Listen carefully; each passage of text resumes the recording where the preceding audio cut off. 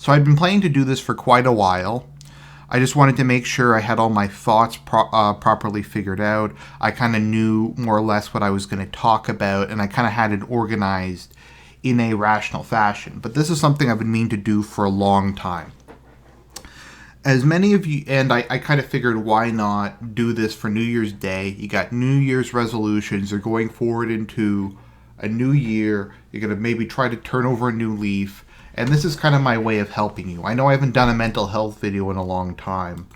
But as you may have noticed, I kind of put up a lot of videos and I do them on like every topic imaginable, which is one of kind of the nice things about bipolar. You tend to do things very quickly. You tend to be very creative. You tend to have a lot of thoughts racing, just a lot of different interests and kind of just a compulsion to do work, which is nice. It really helps out at my job, but I digress. So this is going to be my best advice to all of you on how I've learned to deal with my mental health issues over the years. The biggest lessons I learned in therapy, and these are just things that practically actually helped me to improve my life, that made me improve as a person and made me understand the world better. And that I think if you suffer from at least a little anxiety, if not more severe mental illness, as a lot of people who watch this channel do, I think these are things that could help you, because they really helped me. And part of why I started this was to try as best as I can to share kind of some of the problems I've gone through, share some kind of the confusion I've gone through. And I know I tend to sound really kind of confident and really aggressive. That's just kind of the way I talk. But a lot of this is just for me to figure out things along with you guys.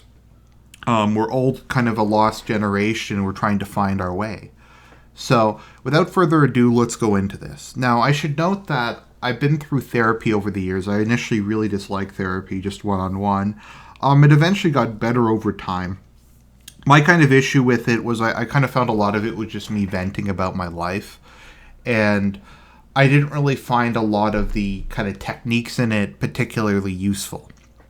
A lot of the stuff I just didn't find worked particularly well. So my doctor said, why don't you try group therapy? We got some groups at the hospital. You don't have to pay for them. It's covered by OHIP. So why don't you give it a shot? So I went to a couple therapy groups, and I actually found it worked much, much better than one-on-one therapy, which might be weird given my social anxiety. But I found it was really good because you're talking to other real people. It's not a trained therapist. You're kind of dealing with people who have the same issues as you. And if nothing else, hearing someone else basically vocalize the problems you have can be very helpful, because you tend to have very, very low self-esteem if you have a mental illness. You might think you're a bad person. You might think you're just messed up. You might think, oh, I'm just selfish and self-absorbed. But a lot of people, not just mentally ill people, have exactly the same thoughts as you. And hearing an external source say, hey, you're not crazy, you're not a bad person, it's just kind of a natural way of feeling like this. Or that didn't make sense. It's just kind of a natural feeling that a lot of people have, I think is very helpful. So I went all fancy for this. I did some PowerPoint slides. Probably maybe not the best way to do it, but it keeps me on track, and hopefully it's a little more visually interesting than what I normally do. So these are kind of 10 points I have. We're just going to go through them. Hopefully they flow properly into one another. So the first point I have, and this I can't stress this enough, is accept that your subjective perceptions are to some extent flawed. Subjective being your feelings, how you feel about yourself, your impression of yourself. Often the closer something subjective is to you, the harder it is to judge it. Things that have value to us, maybe our kids, maybe our parents, maybe like a work of art we've done, maybe something we've written, we're kind of in the worst place to judge it. Like a lot of actors won't watch their films because they just can't. They're too self-critical. They can't see that they did a good job acting. People can't see that they enjoyed their painting. People sometimes can't see the flaws in their friends that people on the outside can. So I think it's very important to understand that your judgment of these things tends to be pretty poor. And this can be a good thing or a bad thing. But most people, I think, who are listening to this have low self-esteem. And you have to understand your judgment of what you are as a person is probably pretty bad. Which is good because most of your judgment is very negative. And nothing is more subjective and inherently inaccurate than how you view yourself. And I think that's very important, is when you get into kind of one of these funks, when your mind is kind of spiraling downward and downward, and you say, I'm a horrible person, I'm guilty, I'm unclean, I'm ungrateful, I'm rude, etc. You have to understand a lot of that is just flawed. It's just kind of problems with you. I mean, part of depression is you just have a negative self-image. It's kind of part of the illness and part of why it's so devastating, because it demotivates you from trying to fix your life. It demotivates you from trying to do stuff because you have such a negative image, not only of yourself but of the future. So next point, and this kind of stems from that. Learn to accept how limited your power and control of the world is. There's a great scene in Babylon 5 where Dr. Franklin and Marcus Cole are talking. And Dr. Franklin says that the universe is unfair. And Marcus Cole goes, I take great comfort in the fact the universe is unfair. Because if the universe was fair, it would mean we would deserve all the things that happen to us. So now I take great comfort in the unfairness of the universe. I think something a lot of depressed people do, and particularly people who have anxiety disorders, they tend to think they're responsible for everything. They tend to maybe over-empathize. Like if you see someone kind of close to you do something stupid, maybe like with me, I'm at work and one of my bosses does something dumb with the clients, I feel responsible. Or if a project's not getting done, I feel responsible. Or if I don't get some work done, largely because someone didn't send me what I needed to get the work done, I feel responsible for that. People feel guilty for things their country's done. People kind of take a disproportionate amount of blame. People blame themselves for all sorts of things. Parents blame themselves for bad decisions their kids make. And that's not to say parents don't often do bad things raising kids that make them not turn out properly, but a lot of times parents do what they can and their kid makes a bunch of bad decisions or becomes a bad person. It's not the parent's fault. Maybe a friendship of yours falls apart, but it's not your fault. It's the other person's fault. And you can't control them, and you can't control the world. I mean, I guess there's a couple people, maybe like Napoleon or George Washington, who can kind of swing the course of history. But for the rest of us, there's only so much we can do. And that's a good thing. There's 6 billion other people on this planet, and we don't have any control over them. I mean, I might be able to influence some people I know personally, but the general state of the world and the general problems in it are not your fault. You can't blame yourself for the way other people behave. And that's actually what a priest told me in confession once, and it was very helpful. So I think that's just very important to keep in mind. And that kind of comes off of your self-perceptions, because you have a perception that you're more responsible than you actually are. So hopefully that's good. So that's kind of similar to what I just said, extension of that. Accept that you are not responsible for the actions of other people, nor is it your responsibility to fix them. It's not your job to save everybody around you. Maybe metaphysically to get them baptized, but it's not your responsibility to fix someone who never fulfills their promises. It's not your responsibility to watch someone and make sure they don't mess up their lives. You can give them advice, you can be there for them, you can try to help them, but if you don't succeed, it's not necessarily your fault. It's not necessarily your responsibility. If you're going to make yourself feel responsible for everything someone around you screws up, you're going to be very miserable in life. And I don't say that to say you don't care about other people. I just, for your own good, you have to accept that. That's not to say don't try to help people, but people have to help themselves before you can help them. And it's just important. Like I said, you try to be there for them, you try to be supportive of them, but sometimes you just can't. And it's not your fault, it's on them. So, next one. And this is once again kind of going off the original thing. Most of what these relate to is how you view yourself and how you view the outside world and how they interact with each other. So number 5, accept that you have strengths and weaknesses, that the degree and combination of which are unique to you. So it's kind of an issue, particularly in the egalitarian climate. You know what they say: follow your dreams. You can be anything you want to be. You can do anything you want. If you want to be an actor, if you want to be a scientist, if you want to be an engineer, you can just do it.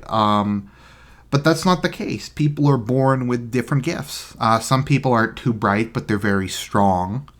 Some people, like me, can't handwrite, can't do art, and don't really have a ability to play music, but can talk very well, can reason very well, and are good at that. Some people are bad at speaking, but are very good at math.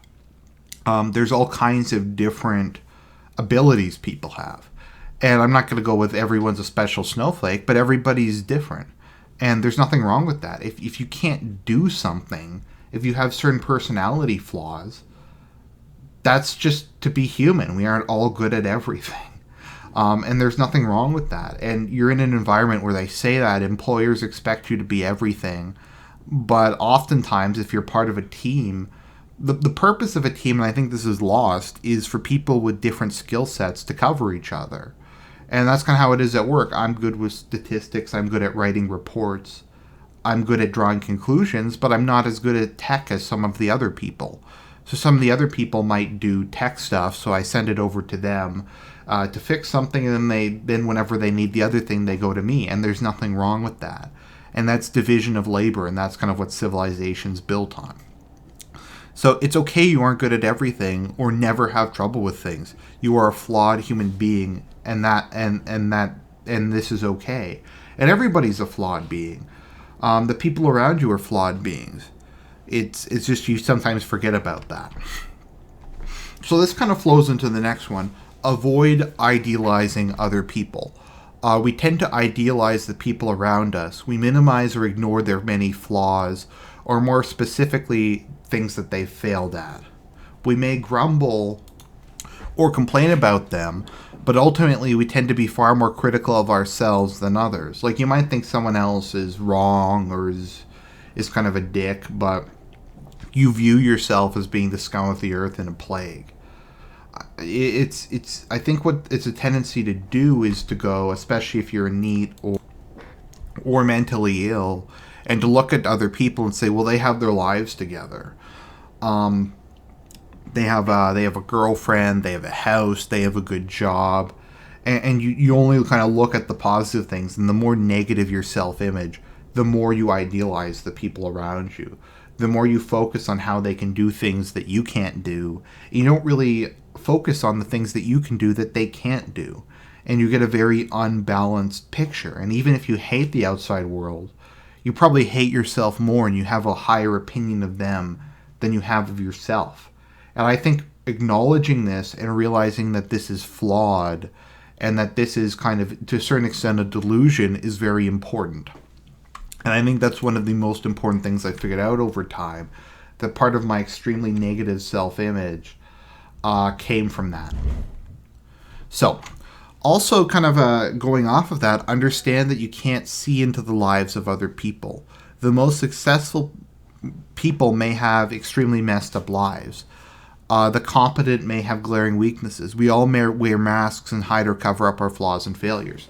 Have you ever lied? Have you ever tried to cover up something you've done? Have you ever tried to make excuses for something you failed? None of us want to be embarrassed. None of us want to look bad. And if you're able to fool other people at least some of the time, then they're probably fooling you too.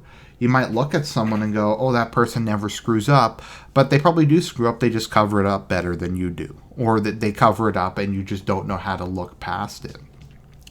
There's a lot of people who may be successful, but they're in abusive relationships. Their kids are drug addicts. Maybe they're a drug addict. Maybe they have a disease you don't know about and they just hide it very well. Everybody is kind of bullshitting to a certain extent. And that's just kind of how life is. I'm not saying they're bad people, because we all do it. We all try to make ourselves look better than we are.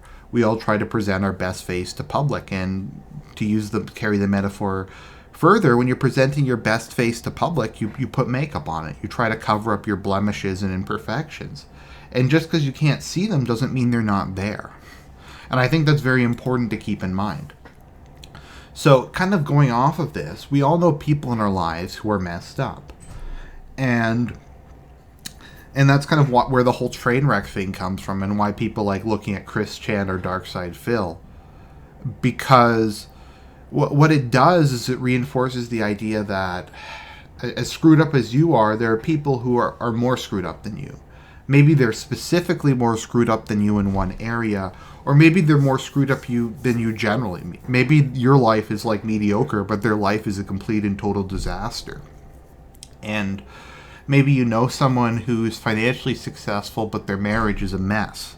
So I think if you're really getting down on yourself, you try to conjure up people that you know that have disasters in their lives. And you don't do this to take pain from them. To take pleasure from their pain. You do this because you're trying to reassure yourself that you're not the only one who's screwed up. And that's important because you tend to hold other people in higher esteem, and a lot of depression is you unfairly judging yourself. You're placing impossibly high standards on yourself that you may think are not really high standards, they're just normal. But your perception of what's normal and that you're not kind of within the normal range of things people screw up on is wrong. So I think that's very important to keep in mind. Next one. Accept that most people around you don't care about you. The people who you see on the bus or train have their own problems and they barely even notice you. You don't matter to them and they aren't thinking about you, so just chill. And this may sound cruel, the people don't care about you, but it's liberating. If you have like OCD or anxiety or something, you might be going, oh my god, everybody around me, they can see my problems, they see that my shirt's like out of place, they can see there's that toothpaste stain that's barely noticeable, they can see that spot I didn't shave, that person knows what a screw up I am, that person knows about my marriage, and you have this paranoia. But the people you see on the train, they generally speaking aren't looking at you unless you're like a very attractive woman or something. But even then, they might just look at you, go, oh, that guy's shirt's kind of ugly, and then go back to their own world. They aren't going to think about you later. Even most of the people you know don't think about you outside of when they see you. And this may sound cold, but it's a good thing. You don't make that big an impact on most people. Obviously, if they're your wife, if they're your sibling, if they're your friend, then you might. But outside of that, most people just don't care. And that's a good thing. Because you don't want everybody... If everybody like was thinking about you all the time, that's a lot of pressure to live up to. But unless you're an actor or something, people just don't really care about you and your life. And especially if you're depressed and you think your life is awful, people not caring about it is a very good thing. So the next thing I just want to get into is, as screwed up as your perceptions of other people and yourself are, other people's are just as bad, if not worse. Other people's perceptions are flawed in the same way yours are. And they view other people in the same way. People may actually idealize you and think you're much smarter than them or they're much better than you. I know growing up, a lot of people were like, Argent, you're a genius. Argent, you're like the smartest person I've ever met. Or something like that. And it always embarrasses me. Whenever people post nice comments, they're like, you've really helped me in my life. Or I love your work. It always embarrasses me. It's not that I don't appreciate it. I very strongly appreciate it. It's just that I kind of have the perception that people are kind of excessively praising me, and I find it hard to take. I know I was very, very close to my grandfather, and he used to say that I was like the best person he ever met, and he loved me more than anybody else, and it could be very hard to take that. But people often have a higher opinion of you than you do yourself, and on the other side, people may have a very low view of you. Like when I was in high school, one of my friends never did work. He was a very, very smart guy. He would read Greek and Roman philosophy, but he never did work. He was extremely lazy. He had no ambition in life. And because I hung out with him, a lot of people would say, well, you're a slacker, you don't do your work, etc., when I was a very hard worker and I always had my work done on time. I don't think I ever handed in an assignment late in the entire time I was in grade school and the entire time I was in university. I always had it done, I always had it in, I always had it finished. And that was very important to me. And when people said that, it devastated me. But it also taught me a very valuable lesson. That people also have very flawed views of you. And that's important because if people say, oh, you're a loser, they're probably saying that from a very flawed perspective. They can't see inside of you. They can't see what you're really like at your core. So it's to a certain extent, you have to be careful when you take other people's opinions of you too seriously. So the final point is kind of what do we go? Okay, so we've got all this stuff resolved. So we've taken care of a lot of our pain. So how do you be happy? And this is the last point. And this is probably the most valuable piece of advice I've ever received, or one of them. So this is from Dennis Prager, who's a conservative talk radio host in California, and he wrote a whole book called Happiness is a Serious Problem, and he always has a happiness hour on his radio show. And this was his single biggest piece of advice on how to be happy in life, that the key to happiness is gratitude. And what causes you to be unhappy is normally ingratitude. What I do every day after I heard that, and especially since I've started to become religious, is I try at least once a day to think of the things I'm grateful for. And I know this is a cliche. I know there's Thanksgiving and Christmas, etc. But as bad as your life may seem, most people have things that they can be grateful for. Maybe you're poor, but you have great parents and you love your parents. Maybe you're not having the best relationships with people, but at least you have a roof over your head. Maybe you're failing in your math class, but you're still very articulate in general. There are lots of cases in which you almost always have at least something to be grateful for. Maybe everything in your life is going bad, but other than that, you have great friends. So what you have to try to do is to say, whatever my faults are, whatever is going bad, I still have these things that I can be grateful for. And you have to actively try to be grateful for them. And you have to try not to resent people who have it better than you. Maybe someone has a more attractive girlfriend than you. Maybe someone has more money than you. But you have to try and look at it and not make the perfect the enemy of the good. Just because someone's doing better than you in a specific way doesn't mean you can't be grateful for what you have. And I think you have to do that every day. And whenever something bad happens, you have to say, okay, this is bad, but I still have my job. I kind of screwed up.